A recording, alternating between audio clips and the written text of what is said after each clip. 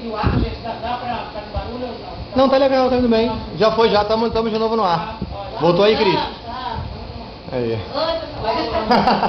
Então, a gente tá falando da objetividade na pergunta, na forma de perguntar. Né? Isso é fabuloso. Muitas das vezes o conflito chega tão perturbado, tão nas nuvens, que a Adriana faz a pergunta pra mim. Eu tenho que entender o que ele quer saber. Porque a cabeça está confusa e não consegue ordenar as ideias, e aí é uma resposta nossa de você conseguir tentar esclarecer, né? Colocar a questão na forma. Não, eu queria pegar até pelo que a Danila falou, desculpa estar te cortando, que ela falou de vários níveis, porque isso é algo interessante, que com essa diferenciação de tarô, para Lenormand, de mais objetividade, menos subjetividade, você acaba, se você não utilizar isso sabiamente, você vai deixar de ver a carta em níveis. E não pode acontecer isso, né? Você vai olhando, às vezes uma carta só te responde várias perguntas, dependendo do viés que você utilizar para poder interpretá-la, né? Isso é muito legal, assim, quando você começa o tempo, né? Claro. Eu estou conversando, vocês que já estão na estrada. Já sabe pra caramba. Mas, Aí, eu acho muito bacana é isso, né?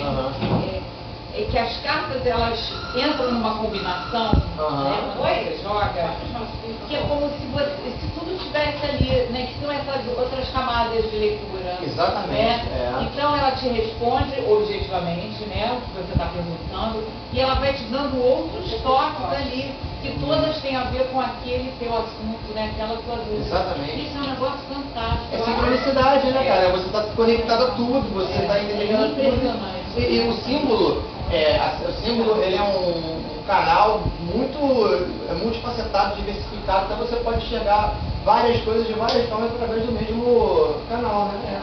Isso é muito bacana. Gente, a interação aqui tá ótima, tá todo mundo dando sua opinião a respeito disso. Tem o Roger tá cobrando a Dani. Eu não conheço a carta oculta, então eu não. Um beijo, Roger! O grande também já chegou pronto pra mim, né? A carta oculta, que é onde soma todas as cartas, você encontra uma outra carta, mas como eu sou péssima em matemática, eu não uso isso, porque eu sou muito lenta para fazer conta. Não, inclusive, Tânia, porque tem alguns que somam, né, e vão reduzindo até chegar num número, e tem outros que diminuem de 36, né, que é o valor, né, total das cartas, e aí já acham outro número, quer dizer, também tem vários métodos. Vamos chegar, isso é chamado de adição teosófica e redução teosófica. Então é uma aplicação ali, você pode, o que você vai querer com a adição, por aquilo tudo, agora vamos tirar o que falta. Tem sentido, né? Tipo a raposa mais o cavaleiro, 14 mais 1 dá 15, quer dizer, a raposa se torna um urso. Então somando a raposa menos o cavaleiro da criança, porque...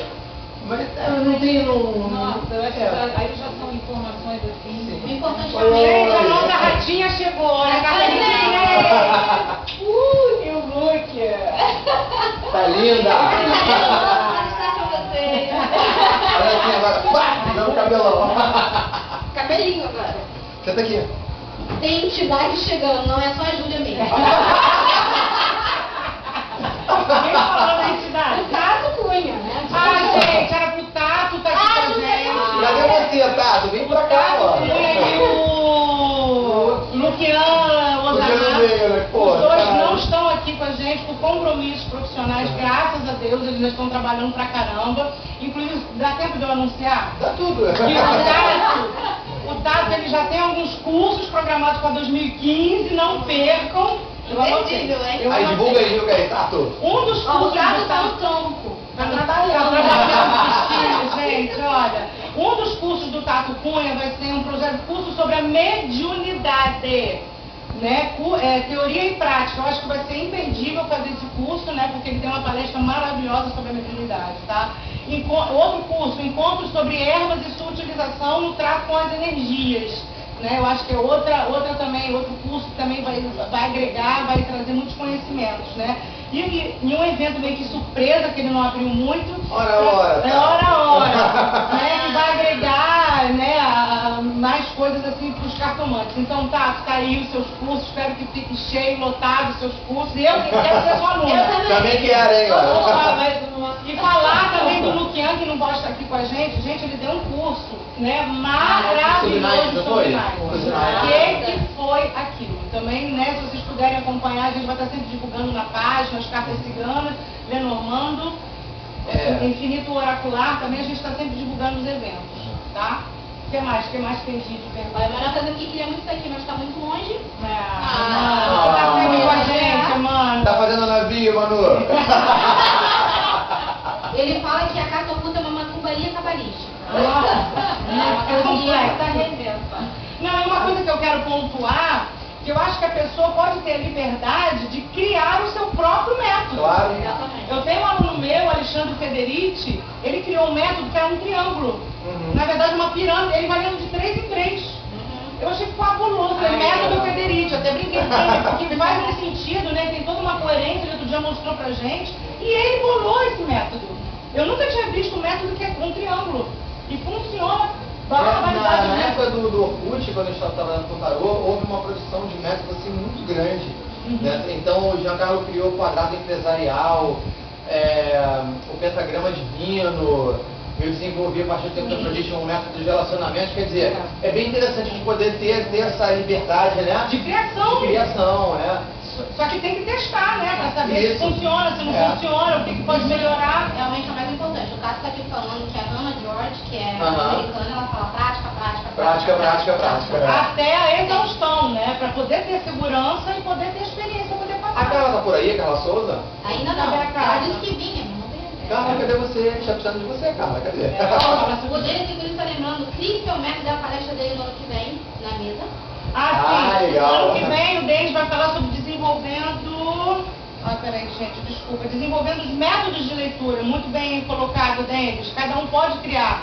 Né? O Denis também, meio que na mesa real, ele deu uma adaptação lá, ficou super legal e bem mais fácil também. É uma proposta a mais, né? Um recurso a mais para a pessoa poder estar lendo, né?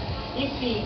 Então, e falando em métodos e aplicações, eu sempre falo isso, eu achei interessante o que o Manu fez de aplicar aquela técnica cartomântica antiga da repetição, né? Da frequência de naipes, frequências de números, como uma forma de você complementar a leitura dos símbolos. Eu acho que isso aí fez sentido, pra mim, foi a única técnica que trouxe sentido para os naipes. A próxima pergunta é dele, tá? Do Emanuel. Vocês veem diferenças no jogo quando usam baralhos diferentes? Decks diferentes? Eu sou muito fiel. Eu sou muito fiel, então eu só uso um baralho. Eu já tô no mesmo baralho. Já é o 4º mesmo baralho que eu uso. Eu vou ter que desapegar desse para começar a usar o meu, para poder me tornar fiel. Então eu não vejo, tá? Eu tenho isso, agora eu não sei a experiência de vocês, isso é terrível. É legal, eu vou de novo pegar a Catarina falou da questão dos níveis do símbolo. Então você está olhando para o baralho, todos os baralhos são o mesmo baralho, eles têm o mesmo significado. Mas a multiplicação de um elemento simbólico, ela pode causar um estímulo diferente do outro. Então, eu acho que tem um plus aí. Uma cor diferente, uma direção diferente. Eu não sei explicar pode te indicar. O que é. Eu acho que o Manu está falando do mesmo baralho no caso do Lenormand, né? Não é outro baralho. Não. Mas eu posso dizer da minha experiência pessoal é que o primeiro baralho que foi o baralho que eu ganhei, né, de uma amiga da dança junto com a Tânia. E aí ela foi a preceptora antes de eu conhecer a Tânia, porque eu sabia que ela tinha interesse, ela me deu um baralho e pra mim isso tem muito valor, né? Quando é ganhado, eu acho que ele tem uma coisa especial. E aí logo depois eu conheci a Tânia e ela falou que ia fazer um curso e aí eu vim começar essa aventura. Mas depois eu fui comprando outros baralhos, até que eu encontrei, o baralho me chamou. Esse é meu, e é um baralho que ele não tem naipes, eles são só figuras. E é um baralho bastante feminino, eu acho que ele expressa muito a minha essência, mas também a entidade que está junto comigo, que todo mundo que me vê diz, você tem uma cigana, eu quero com você. Eu não vejo, mas as pessoas falam. E eu acho que, de certa forma, aquele baralho nos representa. Então eu acho que tem muito dessa coisa, assim, do que aquele baralho representa da sua essência. Porque tem baralhos que são mais coloridos. Você vai encontrar o seu ali, né? Que você não vai encontrar em outros, então essa questão da diferença ali fez sentido para você. Eu entendo mais a diferença não na leitura em si, mas o quanto aquele baralho expressa a sua essência enquanto cartomante. É super bem essa sua colocação. Você deu foi além da pergunta, complementando muito, né? Quer dizer, não foi só uma questão de significado de carta, foi uma questão de identificação pessoal, né? Eu acho que, pra mim, no sentido do baralho... Eu tenho dúvida, assim, em relação aos baralhos. Lógico que eu concordo com você, essa questão da identificação do baralho, né? Quando a gente joga, aquele que você se identifica mais, ele fala com você. O que eu penso facilmente. Mas aí os outros, eu fico pensando, tem uma diferençazinha aí, porque eu sinto que eu sou mais cachorro, eu jogo com eles. Então é o fiel, eu sou fiel. Mas aí eu fico pensando se não tem a ver com quem criou o baralho. Totalmente. Com aquilo que a intencionalidade ali de quem criou o baralho. Até porque quando você pega quem criou o baralho, a gente não pode olhar para o Lenormand nesse sentido como se fosse alguns tarôs criados. Às vezes ele cria baralho artista, não é cartomante.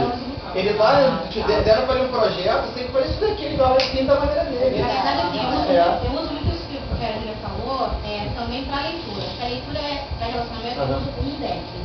Se a leitura é para trabalho, eu uso um outro deck. Porque isso também ajuda quando a gente vai ver o simbolismo da carta. Isso aqui. Você identifica, né? Eu sou compradora compulsiva de nada por nome. Então, assim, tem uns que são mais masculinos, outros são mais femininos, que gostam tanto da hormônio, é lindo, mas tem o meu. O meu é o Testnik. Toda vez que tá velhinho, eu compro outro. Eu tenho 5. Adoro. É igual uma Gipes, né? Eu amo, eu já terminei infantil, né? Mas no caso da carta 6, as nuvens, tem um solzinho aqui. O cliente chega nebuloso, mas o interessante é que ele saia com clareza do que ele vai. Tá mostrando que você é passageiro, né? Já vai embora, o sol tá brilhando lá em cima, né? Uma coisa que o pessoal tá falando aqui, que, por exemplo, a Dandara, ela fala que tem alguns baralhos, mas a carta 2 e a 12 são diferentes. Você tem que ver que você não tá vendo o baralho essencialmente brasileiro e o baralho europeu. Às vezes isso também diferencia. Então, e até no europeu ainda tem a diferenciação dos pássaros e coruja, né? Tem baralho europeu que tem pássaro e tem coruja. Já tem isso? Que eu quero de repente falar lá, que é a questão da diversidade do... Respira fundo, não aconteceu nada. Cara de paisagem. Gente, o Arthur acabou de fazer xixi no cabelo. Esse aqui é o cinto dele, é uma folha de jornal, mas nem isso. Olha o nome do chicote aí, Chicote, não sei se minha bolsa vai sobreviver. Ó, a gente tem outra pergunta aqui, da Ana Paula Moraes. Se cada um tiver seu método, pode correr o risco de haver distorção na interpretação? Quem vai primeiro? Eu acredito que não, porque o que faz sentido para você é a maneira como você vai passar o que as cartas estão dizendo para o consulente. Eu não sei se acontece com você. Tânia, você está me dizendo. Não. São as cartas que estão te dizendo. E no outro, na verdade, qual é a função do oráculo? Revelar o inconsciente. O que é o inconsciente? Alma. Então, na verdade, é a alma dele que está falando para ele, não sou eu que estou dizendo. E também a questão da... cada leitura é um momento único. E não se repete. Então, das técnicas, assim, o que vale é o que funciona naquela hora, naquele momento, para aquela pessoa e acabou. E eu acho que tem uma outra questão que eu não sei se acontece. Às vezes eu sou muito doce com um cliente, às vezes eu sou muito dura. Já aconteceu isso com você? Já. É ele quem puxa a minha doçura ou é ele quem puxa a minha dureza? De repente é uma pessoa mais resistente, precisa de uma fugida maior para poder. Se é uma pessoa que se rende mais, a doçura funciona mais também ali para ela. Então vai depender muito, né? Da Dandara, né? Não é a Ana, desculpa. Mas o método, eu não acho que o método limite, na verdade ele auxilia. Tem cartomantes que abrem os jogos gerais e falam de muitas coisas. E quando você determina isso em casas de método, você auxilia a leitura. Então eu acho que mude a interpretação, realmente não. Acho que eu vou também nos livros, vou entrar na pegada de novo. Então eu referia em todos os níveis ali. Eu acho que quando você está num jogo, fazendo uma leitura, você precisa do método sim. Eu vou também remeter a um texto do Pedro Camargo, do livro Iniciação ao Tarô, que chama-se Intuição e Razão, onde ele fala que uma não funciona sem a outra. A intuição é uma percepção que você tem, mas que ela é amorfa, você não consegue trazer uma inteligibilidade para ela. E a razão, ela vai traduzir essa impressão que você tem ali. Então você conjuga as duas coisas. Quando você abre um método, pelo menos funciona assim comigo. Eu observo, obedeço cada casa daquele método. Então, aquela leitura técnica, ela me dá a base para eu poder depois trabalhar em cima do que é a minha definição. Eu vou além do método. Aí eu posso começar até a associar casas fora de casa, fora de sentido. Né? Então, acho que você vai nos níveis, você vai indo, aí você vai pega a base, constrói a tua base, depois dela bem construída, aí você vai viajando por onde você quiser, né? E Carla Souza acaba de entrar. Ela vai falar sobre o chicote da ano que vem, olha, só que é pra bater no Arthur uma folha de jornal. O Denis e o Manuel estão falando que está fazendo bullying pro cachorro. Olha a moça furada aqui. Caraca. Ele resolveu dormir aqui. Ele também tá fazendo bullying com ele e carregando da gente, né? A Carla fala, Ela vai estar com a gente ano que vem na mesa redonda. Era pra ela vir com a gente, tá com a gente agora na terceira, mas enfim, ela teve um probleminha de pneumonia, não pôde, né? Mas super feliz, né, por ela estar com a gente ano que vem também. Respondendo a Ana, eu pensaria assim, que assim como o baralho que a gente estava conversando aqui, cada baralho também pode responder melhor a uma pergunta, eu acho que você conhecer vários métodos, ao invés de interferir negativamente no sentido ruim, eu acho que interfere positivamente, porque você pode ouvir a pergunta do consulente, né, e dizer assim, aquele método que eu experimentei lá, eu acho que responde melhor essa pergunta. Então, eu acho que é uma coisa de conhecimento do cartomante, de que métodos ele tem, de que cartas ele tem na manga, que de repente, ao invés de a gente pensar o que serve para o cliente, nesse quesito, perguntar no que deixa a gente mais seguro, de que jeito a gente acha que a gente vai ser mais claro.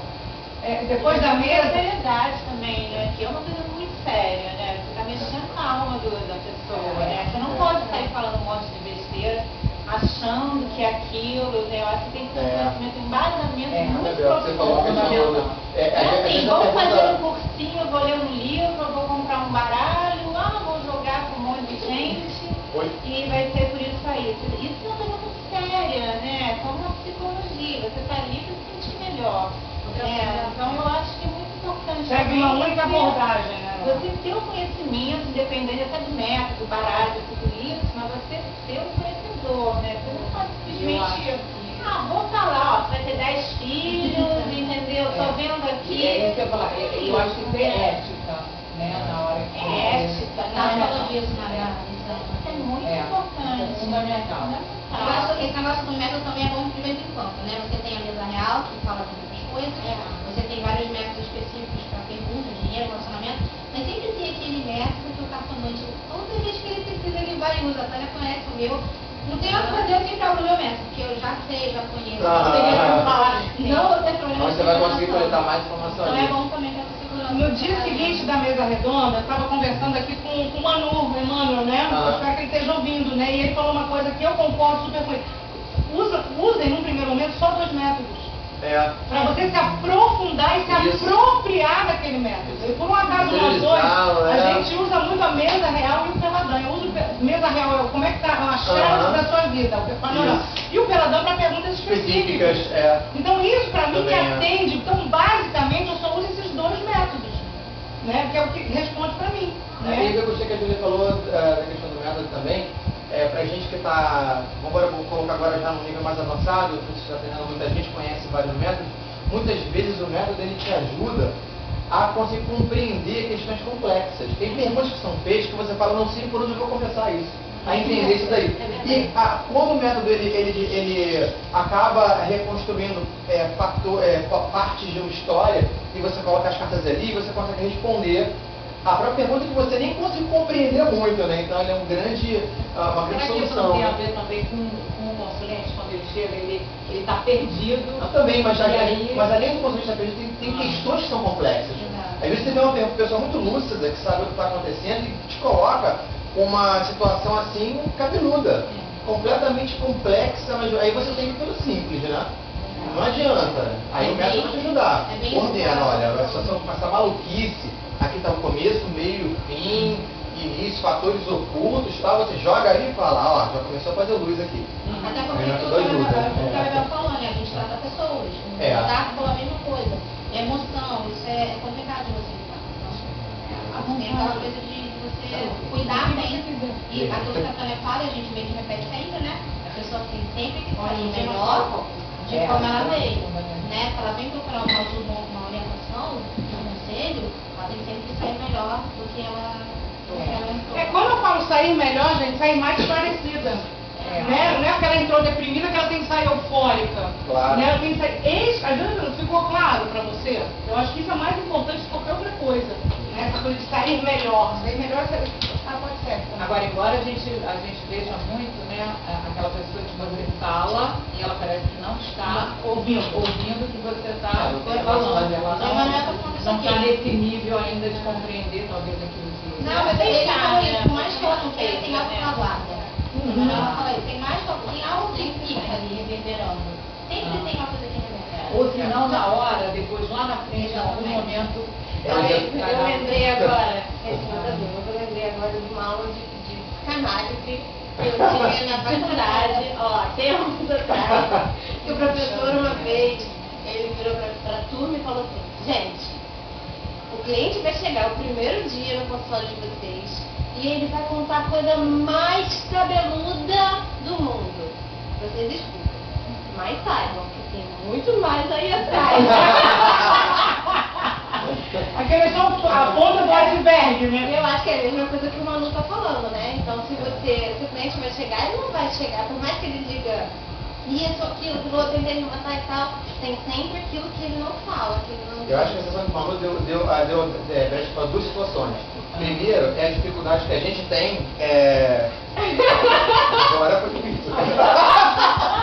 É a dificuldade que a gente tem de assim, compreender que a gente não é obrigado a criar mudança no consulente. Sim. Não tem essa obrigação. A gente tem a obrigação de passar para ele que está ali e deixar ele resolver e respeitar o tempo dele para ele poder lidar com aquilo, né? Fazer que era feio. Ninguém viu. Nem entenderam. Bárbara, não vamos contar para ela o que aconteceu aqui, não. Vou contar assim, gente, a turma fez cocô. Gente, tem mais uma questão aqui. A Liz, ela voltou perguntando, já saiu um falecimento para 2 consulentes e acabou a acontecer? Tipo, veio depois a acontecer. Como é que vocês fazem? Pois é. Liz, posso responder? Pode. Cada um pode dar uma resposta aqui. Olha, a minha pra todo madrinha, mundo, ela né? está para morrer uns 4 anos e graças a Deus ela ainda está viva, né? Eu tenho muito cuidado quando eu vou anunciar uma morte, né? Se a pessoa está muito ansiosa, muito sofrida, muito sensibilizada, eu só digo assim, olha, precisa de cuidados médicos. Passe mais tempo, eu não posso mentir. Isso. Mas por outro lado, eu tenho cuidado para que ela não fique pior. Você não pode destruí-la com a verdade. Uma vez aconteceu uma coisa, Liz, foi assim, minha mãe vai morrer, juro. A mulher já estava assim num drama, eu falei, quantos anos a sua mãe tem? 92! Gente, 92 tinha a mãe dela. Aí ela falou assim, eu não tenho ninguém, só tenho minha... Então vai ter um cachorro, vai fazer um curso, vai entrar pra ginástica, vai arrumar um namorado, né? Vai chegar aqui. E tava ali. Né? Aí o que eu respondi? Sim, sua mãe vai morrer, eu, você, todo mundo vai morrer um dia. Né? Como já teve situações, a mãe de uma consulente estava com Alzheimer, eu falei, ela quer ir embora. Ela quer ir embora, ela tem essa necessidade de partir porque ela não vai estar diferente de dizer, sua mãe vai morrer, entende? Então a gente tem que ter muito cuidado para não... Outra coisa é traição, outro tema, né? Terrível. Meu marido está me traindo, ela já está completamente bagunçada. Quando eu percebo o nível de bagunça que a consulente chega, o que eu digo? Olha, ele está sendo paquerado, até quando ele vai resistir, eu não sei. Né? Então, assim, a gente tem que ter muito cuidado de passar a mensagem. Tá? Quando tem uma morte, realmente é isso mesmo. Porque assim, saiu morte no jogo. Até esse tipo de informação ele é muito vago. Como essa morte está no contexto, ela é esperada, ela não é esperada, ela é repentina, ela é por doença. E você tem que, o que a Tânia falou, eu preparo a pessoa. Se eu estou vendo que vai acontecer uma morte ali, de repente por doença, se você sinaliza isso, você tem elementos para você poder pesquisar possibilidades de como essa morte vai acontecer. Sim. Então eu falo, olha, tem que olhar a saúde, pereré, dar uma olhadinha. Se a pessoa pergunta diretamente, né, e eu vejo que está se confirmando, aí eu vou tentar vou tentar estudar como ela está no momento e ver na hora. Não tem uma fórmula para isso. É o momento que está ali. Você tem que saber se você vai ser direto ou não. E como você vai ser direto e como você não vai ser direto. O que vai definir isso é o que você tem para oferecer para o estado do consulente. Nós que somos terapeutas, preservar o consulente. A gente tem muito isso. Nós não podemos tirar a força dele. Pelo contrário. Destruir a base. Boa. Eu acho que é muito Você tem que fortalecer, não enfraquecer. Exatamente. Eu acho que também é muito parecido com a questão médica, né? Quando o médico vai para a família do paciente falar, olha, já está em estado terminal ou não. A gente percebe isso quem já viveu essa situação, né? Que Porque os médicos, né? alguns médicos, eles tendem a não chegar e dar um diagnóstico definitivo, né? Até porque também você não tem muito como precisar, é hoje, é amanhã, é daqui a mês, né? Então eles vão tentando amenizar a coisa, mas também não te tiram da total realidade. Acho que o nosso, né, acho que a nossa pegada é meio por aí. Eu tenho uma experiência com história de morte, até que eu vou ter colocado, a questão do meu pai, né? Então ele estava doente, descobriu que era câncer. Quando eu vi que ele estava mal, eu abri as cartas e falei assim, isso não vai dar boa coisa. E aí eu bloqueei ele, eu vi que ia dar uma coisa muito séria, mas eu não consegui entender o fim. Então o médico veio e falou, olha, tá com tumor de cérebro e tal, é terminal, não tem mais jeito. Eu já entendi aquilo, naquele momento eu não enfraqueci, eu entendi e falei assim, então eu quero saber o que eu posso fazer por ele. Vamos ver, eu quero saber até quando vai durar. Então, isso era em outubro, eu tirei 3 cartas.